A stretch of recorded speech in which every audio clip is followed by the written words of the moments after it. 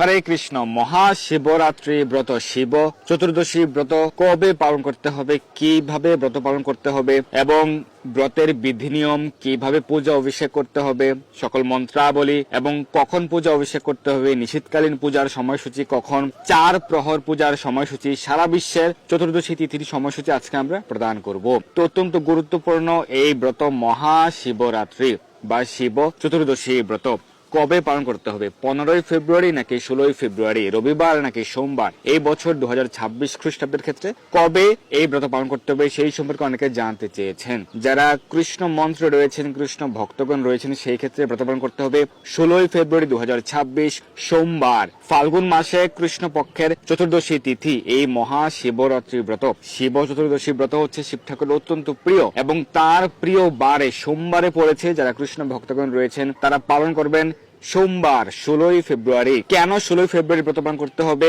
কেন পালন করতে হবে 16 তারিখ 16ই ফেব্রুয়ারি সোমবারে, এর কারণ আমরা আজকে বিশ্লেষণ করব শাস্ত্র থেকে, কোনো মন গড়া ব্যাখ্যা নয়, শাস্ত্র সিদ্ধান্ত অনুযায়ী এবং আমরা বিশুদ্ধ পঞ্জিকা অনুযায়ী দেখব যে কখন চতুর্দশী তিথি শুরু হচ্ছে, কখন সমাপ্ত হচ্ছে, নিষিদ্ধ পূজার সময়সূচি কখন, সকল বিষয়গুলো আজকে আমরা বিশ্লেষণ করছি। তবে যারা শৈবগণ রয়েছেন, শিব ভক্তগণ রয়েছেন বা শৈব মন্ত্রে দীক্ষিত, তারা চাইলে 15 তারিখ উপবাস করতে পারেন। কিন্তু যারা কৃষ্ণ মন্ত্রে দীক্ষিত, কৃষ্ণ ভক্তগণ রয়েছেন, কৃষ্ণ অনুরাগী, সেই ক্ষেত্রে তাদেরকে ব্রত পালন করতে হবে শাস্ত্র সিদ্ধান্ত অনুযায়ী 16ই ফেব্রুয়ারি সোমবার। প্রথমে আমরা জানবো যে কেন সকলের ক্ষেত্রে এই শিবরাত্রি ব্রত, মহাশিবরাত্রি ব্রত কেন সকলেরই পালন করতে হবে, যারা কৃষ্ণ ভক্তগণ রয়েছেন তাদেরকেও কেন এই ব্রত পালন করতে হবে, সেই সম্পর্কে আমরা প্রথমে শাস্ত্র প্রমাণ সহকারে জানবো। শ্রী হরিভক্তি বিলাসের চতুর্দশ বিলাসের 187 নম্বর শ্লোকে উল্লেখ রয়েছে যে এই ফাল্গুন মাসে কৃষ্ণ পক্ষের চতুর্দশী তিথি, এই যে শিব চতুর্দশী তিথি, যারা কৃষ্ণ ভক্তগণ রয়েছেন তাদেরকেও ভগবান শ্রীকৃষ্ণের প্রীতি বিধানের জন্য সকল বৈষ্ণবদের প্রতি বছরই এই শিবরাত্রি ব্রত পালন করা কর্তব্য।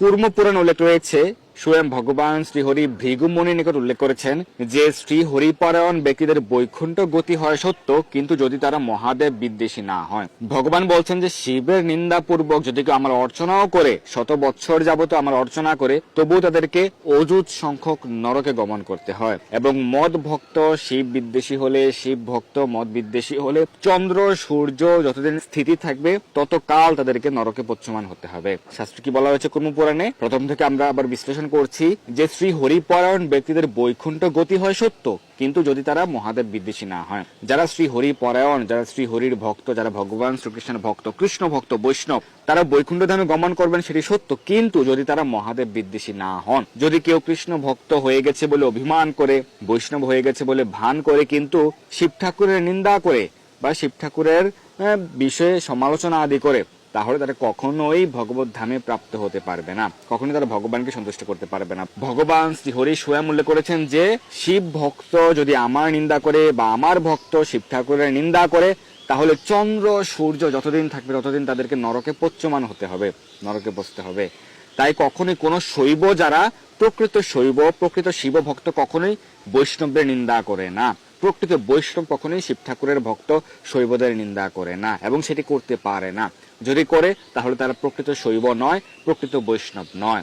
শাস্ত্র সিদ্ধান্ত অনুযায়ী কার্য সম্পাদন করবে যে প্রকৃত শৈব এবং প্রকৃত বৈষ্ণব। ভগবান শ্রীকৃষ্ণ বলছেন যে যদি কেউ শিব ঠাকুরের নিন্দা করে, শিব ঠাকুরের যে ভক্তগণ রয়েছেন শৈব, তাদের নিন্দা করে, তাহলে ভগবান শ্রীকৃষ্ণ সেবা পূজা আদি করার মাধ্যমে তারা কিন্তু ভগবানকে সন্তুষ্ট করতে পারবে না, তাদেরকে 10,000 নরকে গমন করতে হবে, অযুত সংখ্যক নরকে গমন করতে হবে যদি কেউ শিব ঠাকুরের নিন্দা আদি করে কোনো বৈষ্ণব।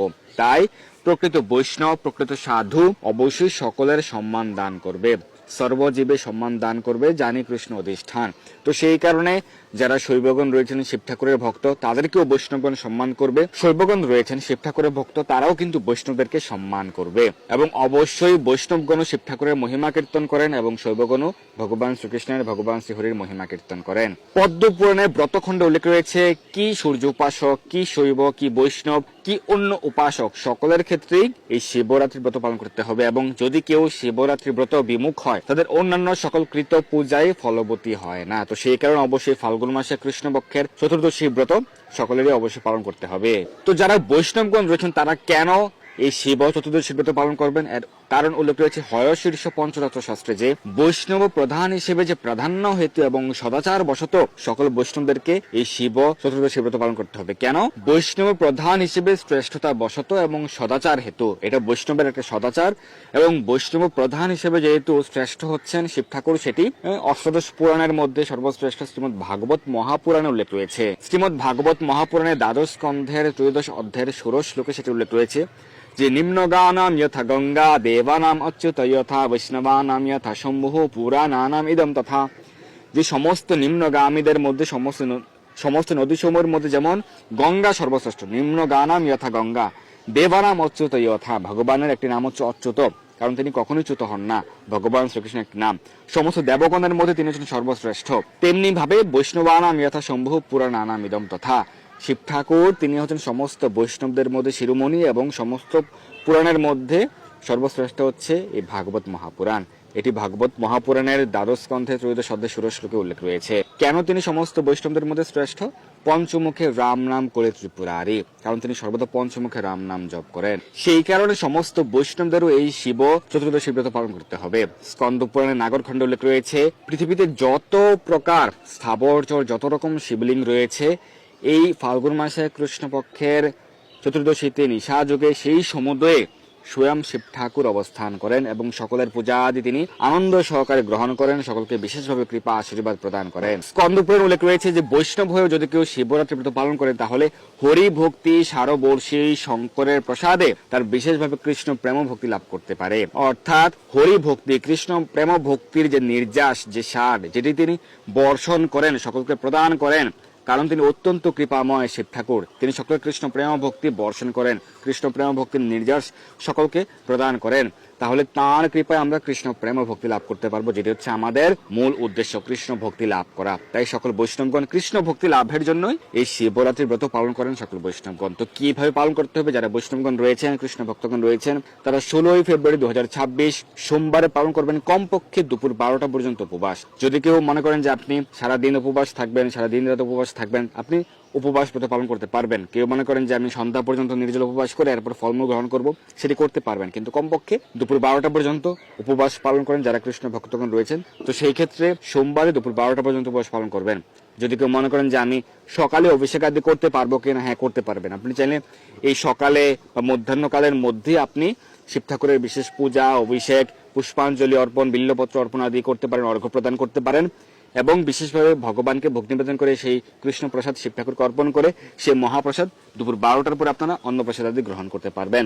আর কেউ যদি মনে করেন যে আমি সারাদিন রাত উপবাস থাকবো এবং আমি বিশেষ করে নিষেধকালীন সেবা পূজা যে অভিষেক রয়েছে সেটি করতে চাই, তাহলে আপনি করতে পারবেন। তো কিভাবে, কখন, কি মন্ত্রে সেই পূজা অভিষেক করতে হবে চলুন আমরা জেনে নেই। কিন্তু তার পূর্বে বহুল আলোচিত একটি বিষয় যে কেন 16 ফেব্রুয়ারি ব্রত পালন করবেন বৈষ্ণবগণ, কেন সোমবার ব্রত পালন করবেন, কেন শৈবগণ 15 তারিখ ব্রত পালন করবেন, সেই সম্পর্কে শাস্ত্রে কি উল্লেখ রয়েছে চলুন আমরা দেখে নেই। এই সম্পর্কে হরিভক্তি বিলাসের চতুর্দশ বিলাসের 204 নম্বর শ্লোকে উল্লেখ রয়েছে যে 2 দিনে প্রদোষ ব্যাপিনী চতুর্দশী থাকলে, 2 দিনেই চতুর্দশী তিথি 2 দিনই প্রাপ্ত হয়েছে, যেটা এই বছরের ক্ষেত্রে হচ্ছে, আমরা সেই তিথির সময়সূচি কিন্তু প্রদান করব। বলা হয়েছে 2 দিনে প্রদোষ ব্যাপিনী চতুর্দশী তিথি থাকলে তাহলে প্রথম দিনে ব্রত করা অন্য উপাসকের কর্তব্য। যারা শৈবগণ রয়েছেন শিব ঠাকুরের উপাসক, তাদের ক্ষেত্রে প্রথম দিন ব্রত করা কর্তব্য, অর্থাৎ তারা 15 তারিখ ব্রত পালন করতে পারেন। কিন্তু প্রথম দিন যদি ত্রয়োদশী বিদ্যা হয়, ত্রয়োদশী যুক্ত হয়, তাহলে পূর্ব দিনে ব্রত করা বৈষ্ণবের অনুচিত। যারা কৃষ্ণ ভক্তগণ রয়েছেন তাদেরকে পূর্ব দিনে অর্থাৎ 15 তারিখ ব্রত করা অনুচিত, হরিভক্তি বিলাসে সেটি উল্লেখ রয়েছে। এছাড়াও পদ্ম পুরাণের স্বর্গখণ্ডের 42 নম্বর অধ্যায়ের 122 নম্বর শ্লোকে উল্লেখ রয়েছে এবং পদ্ম পুরাণের ব্রহ্মখণ্ডের 24তম অধ্যায়ে উল্লেখ রয়েছে, স্পষ্টভাবে বলা হয়েছে পূর্ব বিদ্যা চতুর্দশী অর্থাৎ চতুর্দশী তিথি যদি ত্রয়োদশী বিদ্যা হয় বা দূষিত হয় তাহলে সেক্ষেত্রে ব্রত পালন করতে হবে পর দিন। সেই যে নির্দিষ্ট শ্লোকটি পদ্ম পুরাণের স্বর্গখণ্ডের 42তম অধ্যায়ের 122 নম্বর শ্লোকে বলা হয়েছে যে ধর্ম কামার্থ অভিলাষী ব্যক্তিগণ যারা ধর্মচর্চার মাধ্যমে ভগবানকে সন্তুষ্ট করতে চান, তারা তৃতীয়া তিথি, ষষ্ঠী তিথি, অষ্টমী তিথি, একাদশী তিথি এবং চতুর্দশী তিথি যদি কখনো পূর্ব বিদ্যা হয় তাহলে পূর্ব বিদ্যা উপবাস করবে না। যেমন একাদশীর ক্ষেত্রে দশমী যুক্ত হলে সেই দশমীতে উপবাস করবে না, দশমী যুক্ত একাদশী ব্রত পালন করবে না। সেরকম ভাবে চতুর্দশী তিথি যদি ত্রয়োদশী বিদ্যা হয় তাহলে সেই উপবাস পর দিন পালন করবে, সেই ত্রয়োদশী বিদ্যা উপবাস আগের দিন করবে না। এই সম্পর্কে আরো বহু শাস্ত্র প্রমাণ রয়েছে, আমরা কিন্তু প্রতি বছর আলোচনা করে থাকি। আমরা এই বছর এই সম্পর্কে আরো বিস্তারিতভাবে আলোচনা করব। এখন আমরা কিভাবে পূজা আদি করতে হবে, পূজার মন্ত্র কি কি সেটি আমরা প্রদান করছি। তো আপনারা শিব ঠাকুরের যে অভিষেক করবেন, আপনারা ওম নমঃ শিবায় এই পঞ্চাক্ষর মন্ত্র উচ্চারণ করতে পারেন, তাতে তিনি সন্তুষ্ট হন। কি দিয়ে অভিষেক করবেন? দুধ, দই, ঘি, মধু বা ডাবের জল বা ফলের রস দিয়ে অভিষেক করতে পারেন। কিন্তু শিব ঠাকুরের অভিষেকের ক্ষেত্রে আপনি শঙ্খ ব্যবহার করবেন না, এই ভুল করবেন না। শঙ্খ ব্যবহার করে শিব ঠাকুরের অভিষেক করবেন না। শঙ্খ দ্বারা শিব ঠাকুরকে অর্ঘ্য প্রদান করা যায়, কিন্তু অভিষেক নয়। অভিষেকের ক্ষেত্রে আপনারা অন্য যে কোনো পাত্র ব্যবহার করবেন। অনেকে প্লাস্টিকের বোতল নিয়ে যায় এবং সেটি দিয়ে দুধ ঢেলে অভিষেক করেন, সেটিও করা উচিত নয়। চেষ্টা করবেন কোনো তামার পাত্র হোক বা স্টিলের পাত্র হোক, পিতলের পাত্র হোক, যে কোনো ধাতব পাত্র বা মাটির পাত্র ব্যবহার করতে পারেন, কিন্তু কোনো প্লাস্টিকের পাত্র বা শঙ্খ ব্যবহার করবেন না। দুধ, ক্ষীর, দই, ঘি, মধু, বিশুদ্ধ জল দ্বারা অভিষেক করবেন, শঙ্খ ব্যবহার করবেন না। গন্ধ, পুষ্প, তিল, বিল্লপত্র দ্বারা অর্চনা করবেন, ধূপ দ্বীপ অর্পণ করবেন, আরতি করবেন, শঙ্খ দ্বারা অর্ঘ্য প্রদান করবেন। শুদ্ধ ব্রাহ্মণ বৈষ্ণবকে দক্ষিণা প্রদান করতে পারেন। ওম নমঃ শিবায় পঞ্চ ব্রহ্ম মন্ত্রৈর্বা গন্ধ পুষ্প তিলমাস গোধূমাদিনা মহাপূজাম কৃত্বা ওম আদ্যায় নমঃ ওম বামায় নমঃ ওম তৎপুরুষায় নমঃ ওম অঘুরায় নমঃ ওম ঈশানায় নমঃ এবং পঞ্চবক্ত্রাণি পুষ্পাদিতি সম্পূজ্য পশ্চাদিষ্ট পুষ্পম সমর্পয়েৎ। তো সংক্ষিপ্ত ভাবে এই মন্ত্রটি উচ্চারণ করতে পারেন। যারা শঙ্খ দ্বারা অর্ঘ্য প্রদান করতে চান শিব ঠাকুরকে, অর্ঘ্য মন্ত্র উচ্চারণ করবেন। অর্ঘ্য প্রদান করে শিব ঠাকুরের শ্রীহস্ত এবং শ্রী মুখমণ্ডল আপনারা স্মরণ করে অর্ঘ্য প্রদান করবেন এবং উচ্চারণ করে সে অর্ঘ্য আপনার বিসর্জন পাত্রে ফেলবেন। গৌরী বল্লভ দেবেশ সর্পাঢ্য শশী শেখর বর্ষ পাপ বিশুদ্ধার্থ্যম অর্ঘ্যম মে প্রতিগৃহ্যতাম। কৃষ্ণ ভক্তগণ একটি বিশেষ প্রার্থনা করেন শিব ঠাকুরের নিকট। বৃন্দাবনী পতে জয় সোম সোমমৌলে সনক সনন্দন সনাতন নারদয় গোপীশ্বর ব্রজ বিলাসী যুগাঙ্গ্রি পদ্মে প্রেম পয়াচ্ছ নিরুপাধি নমো নমস্তে। হে বৃন্দাবনের দ্বাররক্ষী, হে সোম, আপনার জয় হোক। আপনার ললাটের চন্দ্র শোভিত, আপনি সনক সনন্দন সনাতন এবং নারদেরও পূজনীয়। হে গোপীশ্বর শিব, ব্রজধামে বিলাসরত যুগল শ্রী শ্রী রাধা মাধবের চরণ পদ্মে যেন প্রেম বর্ধিত হয়, সেই প্রার্থনা করি। আমি বারবার আপনাকে প্রণতি জ্ঞাপন করি। শ্রীমদ ভাগবতে উল্লেখ রয়েছে যে নন্দ মহারাজের নেতৃত্বে কিছু গোপগণ তারা কিন্তু অম্বিকা বনে গিয়ে এই মহা শিবরাত্রির ব্রত পালন করেছিলেন ভগবান শ্রীকৃষ্ণের প্রেম ও ভক্তি লাভ করার জন্য, এবং তারা কিন্তু এই ব্রত পালন করে কৃষ্ণ প্রেম প্রার্থনা করেছিলেন। তো যারা 4 প্রহর ব্যাপী শিব ঠাকুরের অভিষেক করতে চান, কোন প্রহরে কোন মন্ত্র উচ্চারণ করবেন এবং সেই 4 প্রহরের সময়সূচি আমরা কিন্তু প্রদান করছি। প্রথম প্রহরে দুধ দ্বারা অভিষেক করবেন, উচ্চারণ করবেন ওম নমঃ শিবায়। দ্বিতীয় প্রহরে দই দ্বারা অভিষেক করবেন, উচ্চারণ করবেন ওম শঙ্করায় নমঃ। তৃতীয় প্রহরে ঘি দ্বারা অভিষেক করবেন ওম মহেশ্বরায় নমঃ। এবং চতুর্থ প্রহরে মধু দ্বারা অভিষেক করবেন ওম রুদ্রায় নমঃ। সেই নিশীথ পূজার সময়সূচি আমরা প্রদান করছি, নিশিকাল পূজার সময় এবং 4টি প্রহরের সময়সূচি। প্রথমে পশ্চিমবঙ্গের সময় অনুযায়ী নিশিকাল পূজার সময় রাত্রি 11:25 থেকে মধ্যরাত্রি 12:16 পর্যন্ত। প্রথম প্রহর বিকেল 5:33 থেকে রাত্রি 8:42, দ্বিতীয় প্রহর 8:42 থেকে 11:50, তৃতীয় প্রহর 11:50 থেকে 2:59, চতুর্থ প্রহর 2:59 থেকে 6:08, ভোর 6:08। এই সময়সূচি 15 তারিখ এবং 16 তারিখ উভয় রাত্রির ক্ষেত্রে প্রযোজ্য। অসমের সময় অনুযায়ী নিশিকাল পূজার সময় রাত্রি 11:12 থেকে 12:02, প্রথম প্রহর 5:16 থেকে 8:26, দ্বিতীয় প্রহর 8:26 থেকে 11:37, তৃতীয় প্রহর 11:37 থেকে 2:48 এবং 2:48 থেকে 5:58। ত্রিপুরার সময় অনুযায়ী নিশিকাল পূজার সময় 11:14 থেকে রাত্রি 12:04, প্রথম প্রহর বিকেল 5:20 থেকে 8:29, দ্বিতীয় প্রহর 8:29 থেকে রাত্রি 11:39, তৃতীয় প্রহর 11:39 থেকে 2:48, চতুর্থ প্রহর 2:48 থেকে ভোর 5:57। দিল্লির সময় অনুযায়ী নিশিকাল পূজার সময় মধ্যরাত্রি 12:09 থেকে 1:01, প্রথম প্রহর 6:11 থেকে 9:23, দ্বিতীয় প্রহর রাত্রি 9:23 থেকে 12:35, তৃতীয় প্রহর 12:35 থেকে 3:47 এবং চতুর্থ প্রহর ভোর 3:47 থেকে ভোর 6:59। মুম্বাইয়ের সময় অনুযায়ী নিশিকাল পূজার সময় রাত্রি 12:28 থেকে 1:17, প্রথম প্রহর 6:39 থেকে 9:45, দ্বিতীয় প্রহর 9:45 থেকে 12:52, তৃতীয় প্রহর 12:52 থেকে 3:59, চতুর্থ প্রহর 3:59 থেকে সকাল 7:06। চেন্নাইয়ের সময় অনুযায়ী নিশিকাল পূজার সময় রাত্রি 11:59 থেকে 12:48, প্রথম প্রহর 6:15 থেকে 9:19, দ্বিতীয় প্রহর রাত্রি 9:19 থেকে 12:23, তৃতীয় প্রহর মধ্যরাত্রি 12:23 থেকে 3:27 এবং চতুর্থ প্রহর 3:27 থেকে 6:21। যারা বাংলাদেশে রয়েছেন বাংলাদেশের সময় অনুযায়ী নিশিকাল পূজার সময় 11:47 থেকে 12:38 এবং প্রথম প্রহর সন্ধ্যে 5:54 থেকে রাত্রি 9:03, দ্বিতীয় প্রহর 9:03 থেকে মধ্যরাত্রি 12:12, তৃতীয় প্রহর 12:12 থেকে 3:22 এবং চতুর্থ প্রহর 3:22 থেকে ভোর 6:31। এখন আমরা সারা বিশ্বের এই কৃষ্ণপক্ষের ফাল্গুনের কৃষ্ণপক্ষের চতুর্দশী তিথির সময়সূচি জেনে নিচ্ছি। ভারতের সময় অনুযায়ী 15 ফেব্রুয়ারি বিকেল 5:04 থেকে শুরু হচ্ছে চতুর্দশী এবং 16 ফেব্রুয়ারি বিকেল 5:34 পর্যন্ত থাকছে, এবং বাংলাদেশের সময় অনুযায়ী বিকেল 5:34 থেকে 16 ফেব্রুয়ারি সন্ধ্যা 6:04 পর্যন্ত।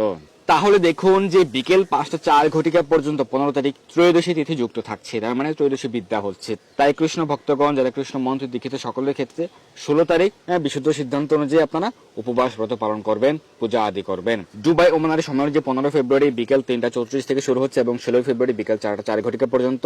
তাই বিশুদ্ধ সিদ্ধান্ত অনুযায়ী ব্রত পালন করতে হবে 16 ফেব্রুয়ারি। সৌদি আরব, বাহরাইন, কুয়েত, কাতারও বিশুদ্ধ সিদ্ধান্ত অনুযায়ী 16 ফেব্রুয়ারি ব্রত, কারণ 15 ফেব্রুয়ারি দুপুর 2:34 পর্যন্ত ত্রয়োদশী বিদ্যা হচ্ছে। এরপর থেকে চতুর্দশী শুরু হচ্ছে, 16 ফেব্রুয়ারি বিকেল 3:04 পর্যন্ত থাকছে চতুর্দশী তিথি।